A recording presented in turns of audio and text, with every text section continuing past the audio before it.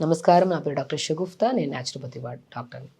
ఈ మధ్య కాలంలో మలబద్ధక సమస్య ఒక భయంకరమైన సమస్య అండి. ఒక మనిషి పొద్దున లేచి నీట్‌గా మల విసర్జన చేసి, ఆ డే మొత్తం దే ఆర్ వెరీ హ్యాపీగా ఉంటారు. ఫోకస్ చేయగలుగుతారు పని మీద. పిల్లలైతే చదువు మీద ఫోకస్ చేయగలుగుతారు. ఈ మధ్య కాలంలో పిల్లల్ని అడిగితే మేము 2 డేస్ అయింది మోషన్‌కెళ్ళి, మేము మార్నింగ్ ఎళ్ళం, ఈవినింగ్ ఎళ్తాం. కొంతమంది వారమైంది మోషన్‌కెళ్ళిన వాళ్ళు కూడా ఉన్నారండి. సో, అది ఎన్ని సమస్యలను తెచ్చిపెడతది తెలుసా? చెప్తున్నాను గదా! ఈ మధ్యలో అన్ని పెద్ద పెద్ద సమస్యలు పక్కన పెట్టినా, అన్ని పెద్ద పెద్ద సమస్యలు అన్నీ రావడానికి కారణం మెయిన్ మలబద్ధక సమస్య. ఎప్పుడైతే మల విసర్జన మార్నింగ్ చెయ్యరో, వాళ్ళు ఎంత ప్రయత్నించినా, ఎంత హెల్తీ ఫుడ్ తింటున్నా, ఎంత యోగాలు చేసుకుంటున్నా, యోగా చేసేవాళ్ళు, హెల్తీ ఫుడ్ వాళ్ళు తినేవాళ్ళు ఖచ్చితంగా మార్నింగ్ మోషన్‌కెళ్ళిపోతారు. బట్ అయినా మార్నింగ్ మోషన్‌కెళ్ళకుండా ఎందుకంటే అవుతుంటది మోషన్ కానీ పోస్ట్‌పోన్‌మెంట్. ఆఫీస్‌కెళ్ళాలి, పిల్లలు స్కూల్‌కెళ్ళాలి, జల్దీ జల్దీగా ఉంటది కదా! పొద్దున్న లేచి సరే ఈవినింగ్ ఎళ్దాంలే, రేపెళ్దాంలే. ఈ పోస్ట్‌పోన్‌మెంట్ ఎప్పుడైతే చేస్తారో దానికి ఈ ఇంటెస్టైనల్ ప్రాబ్లమ్స్ ఎవ్రీడే మోషన్‌కెళ్ళే వాళ్ళలో ఎలాంటి టైప్ ఆఫ్ క్యాన్సర్స్ కూడా రావు. ఎప్పుడైతే ఎవ్రీడే మోషన్‌కెళ్లరో ఆ మల విసర్జన లోపల ఉన్న చెత్త అంతా క్లీన్ అవ్వకపోతే అది బ్లడ్ కింద కన్వర్ట్ అయ్యి ఆ చెత్త బ్లడ్ అంతా బాడీలో ప్రతి అవయవానికి ఎళ్తది. అప్పుడేమొస్తాయి? అన్ని రకాల డిసీజెస్ ఒస్తాయి. కాబట్టి పిల్లలు గానీ, పెద్దవాళ్ళు గానీ చాలా మందికి ఒకటి అలవాటు ఉంటది.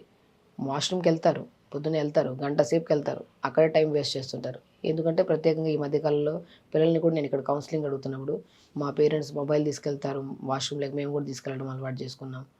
2-3 మినిట్స్‌లో ఎలిమినేట్ చేయాల్సిన మోషన్‌ని 15-20 మినిట్స్ కూర్చొని వస్తున్నారు. ఇది చిన్న అలవాటు ఎంటర్‌టైన్ అవుతున్నాం అనుకుంటారు గానీ, బట్ ఇది ఎన్నో రకాల డిసీజెస్‌కి అండ్ ఆ నరాలలో తిమ్మిర్లు, బలహీనతలు, ప్రోస్టేట్ గ్లాండ్ ప్రాబ్లమ్స్ మగవాళ్ళలో, ఆడవాళ్ళలో ప్రత్యేకంగా పీరియడ్ ప్రాబ్లమ్స్ కూడా రావడానికి కారణం గంటలు గంటల సేపు మనం మల విసర్జన చేసే ప్లేస్‌లో కూర్చోవడం వల్ల.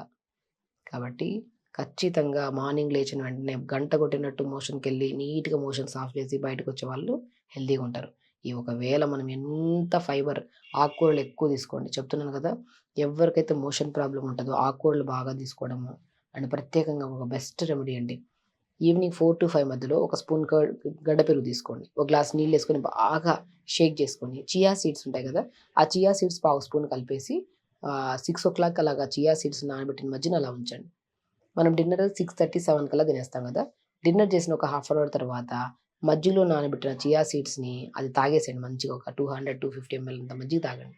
నెక్స్ట్ డే మార్నింగ్‌కి బెల్ కొట్టినట్టు ఎవ్రీడే ఫ్లష్ అవ్వబోతుంది మోషన్. ఎవ్రీడే ఆ మోషన్ మనకి మార్నింగ్ 6:30 కల్లా మోషన్ అవుతది. ఆ ప్రెషర్‌కి మనం మార్నింగ్ లేచిపోతాం. అంత నీట్‌గా ప్రెషర్ మొత్తం నీట్‌గా ఫ్లష్ చేస్తాం. కాబట్టి ఎవ్వరికైతే క్రానిక్ కాన్‌స్టిపేషన్ ప్రాబ్లమ్ ఉంటదో ఆకుకూరలు రెగ్యులర్‌గా తీసుకోండి. ఫ్రూట్స్ రెగ్యులర్‌గా తీసుకోండి. ఫైబర్ కంటెంట్ ఉన్న బ్రౌన్ రైస్ తీసుకోండి.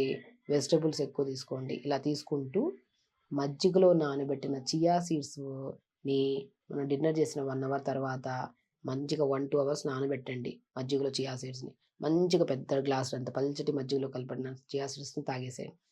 చూడండి మీరు ఒక 2, 3 రోజుల్లో ఫ్లష్ అయిపోతది మోషన్ మనకి. అంత బ్రహ్మాండంగా పనిచేస్తదండి. కాబట్టి ఎక్కువ వెజిటబుల్స్‌లో ఏవి తీసుకోవచ్చు ప్రత్యేకంగా అని అడిగితే మాత్రం బీట్రూట్ ఎక్కువగా గట్‌లో గుడ్ బాక్టీరియాని ఫార్మ్ చేసి, గట్‌ని మొత్తం పేగుల్లో ఉన్న చెత్తా చెదారాన్నంతా ఫ్లష్ చేయడానికి కూడా చాలా యూజ్ అవుతది. కాబట్టి మజ్జిగలో చియా సీడ్స్ కలుపుకొని తాగినా కూడా చాలా మంచిగా మోషన్ అవుతది. డే టైమ్‌లో క్రానిక్ కాన్‌స్టిపేషన్ ఏం చేసినా, ఎంత ప్రయత్నం చేసినా కూడా మాకు మోషన్ సరిగ్గా అవ్వదనుకుంటే మాత్రం బీట్రూట్ ఉంటది కదా! బీట్రూట్‌ని చిన్న చిన్న ముక్కలు కట్ చేసి కొద్దిగా తోటకూర గాని, పాలకూర గాని ఏసి లైట్‌గా ఫ్రై చేసుకొని రైస్‌లో బాగా కలుపుకొని తినండి. అలా బీట్రూట్ విత్ ఆకుకూరని ఫ్రై చేసిన దాన్ని మనం రైస్‌లో ఎక్కువ తీసుకుంటే మాత్రం ఎక్కువ ఫైబర్ ఎళ్తుంది గదా! బీట్రూట్‌లో ఆకుకూరలో ఫైబర్ ఎక్కువుంటది. బీట్రూట్‌లో గుడ్ బాక్టీరియాని ఫార్మ్ చేసి లోపల ఉన్న చెత్తా చెదారాన్నంతా ఫ్లష్ చేయడానికి చాలా యూజ్ అవుతది. అలాగా బ్రౌన్ రైస్‌ని వండుకొని, ఆ బ్రౌన్ రైస్‌తో పాటు కర్రీస్‌లో మాక్సిమం ఇప్పుడు ఎలాగో పప్పు తింటాము. ఆకుకూర ఏదైనా వెజిటబుల్ లిక్విడ్ లాగా చేసుకొని కర్రీ తింటాం. ఇప్పుడు ఫ్రై విషయానికొస్తే ఆకుకూరలో బీట్రూట్ ప్రత్యేకంగా ఏదైనా ఆకుకూర తోటకూర గానీ, బచ్చల కూర గానీ, మునగాకు గానీ, ఆ బీట్రూట్‌తో పాటేసి కొద్దిగా వెల్లుల్లి, జీలకర్రేసి అలా మగ్గిచ్చిన తర్వాత దాన్ని ప్రిపేర్ చేసుకొని దాన్ని రైస్‌లో కలుపుకొని తీసుకోండి. 100% మలబద్ధక సమస్య పోవడానికి బెస్ట్ రిజల్ట్ వచ్చే రెమెడీ ఏదైనా ఉందంటే, ఎక్కువ మోతాదులో బీట్రూట్ విత్ ఆకుకూరలను ఫ్రై చేసుకొని రైస్‌లో తినడము. అండ్ పల్చటి మజ్జిగలో పావు స్పూన్ అంత చియా సీడ్స్‌ని నానబెట్టి పొద్దున్నే మన సాయంత్రం 6 గంటలకి డిన్నర్ చేసిన ఒక 1 అవర్ తర్వాత మనం తాగామనుకోండి ఈ మజ్జిగని, నీట్‌గా మల విసర్జన ప్రాబ్లమ్ పోతది. సో, మల విసర్జనతో పాటు మనం రెగ్యులర్‌గా బీట్రూట్ విత్ కాంబినేషన్ ఆఫ్ ఆకుకూరలు తింటున్నాం కాబట్టి కంటి సమస్యలు పోతాయి. స్కిన్ ప్రాబ్లమ్స్ పోతాయి. అండ్ స్పెషల్లీ ఫేస్‌లో పింపుల్స్ అలాంటివి గూడా పోతాయి. పీరియడ్ గూడా రెగ్యులర్ అవుతదండి. రెగ్యులర్ పీరియడ్ అవుతది. కంగారు కూడా పడాల్సిన అవసరం ఏం లేదు. కాబట్టి ఎవరికైతే కాన్‌స్టిపేషన్ ప్రాబ్లమ్ ఉంటదో, ఈ ప్రయత్నం వల్ల బీట్రూట్ ఆకుకూరలు ఎక్కువ తీసుకోవడము, more content of fibre fruits తీసుకోవడము, దాంతో పాటు మజ్జిగలో చియా సీడ్స్ కలుపుకొని తాగడము, అండ్ ఇంకా క్రానిక్ కాన్‌స్టిపేషన్ ప్రాబ్లమ్ ఉంటే వారానికి ఒక్కసారి యోగాలో లఘు శంఖ ప్రక్షాళన అంటారు. నేను ఒక వీడియోలో క్లుప్తంగా చేసి ఆ ప్రాసెస్ అంతా నేర్పించాను కూడా. ఆ వీడియో చూసి మీకు గమనిస్తే అసలు చిన్న పిల్లల దగ్గర నుంచి పెద్దవాళ్ళ వరకు లఘు శంఖ ప్రక్షాళన అనేది ఒక మంచిగా రాగి చెంబులో ఒక ఏదైనా కాంబినేషన్ వాటర్, జీరా వాటర్ గానీ, సోంపు వాటర్ గానీ, మన వామ్ వాటర్ గానీ ప్రిపేర్ చేసుకొని, ఆ వాటర్‌ని మలాసన్‌లో మనం ఇండియన్ వాష్‌రూమ్‌లో ఎలా కూర్చుంటాం, దాన్ని మలాసన్ అంటారు. అలా ఇండియన్ వాష్‌రూమ్‌లో కూర్చున్నట్టు కూర్చొని, మంచిగా రాగి చెంబులో కొద్ది వాటర్ తాగడం, నిలబడడం, నడుము ఇటు అటు తిప్పడం, చిన్న చిన్న మూవ్‌మెంట్స్ చేసుకోవడం. మీరు ఒక వీడియో చూస్తే తెలుస్తది మీకు.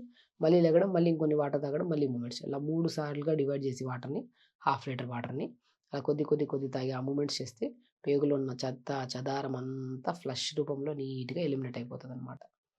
సో, కాబట్టి ఖచ్చితంగా మల విసర్జన మలబద్ధక సమస్య చూసారా? మలబద్ధక సమస్య అంటే బద్ధకం వల్ల వచ్చిన దాన్ని మలబద్ధక సమస్య అంటారు. పేరులోనే ఉంది.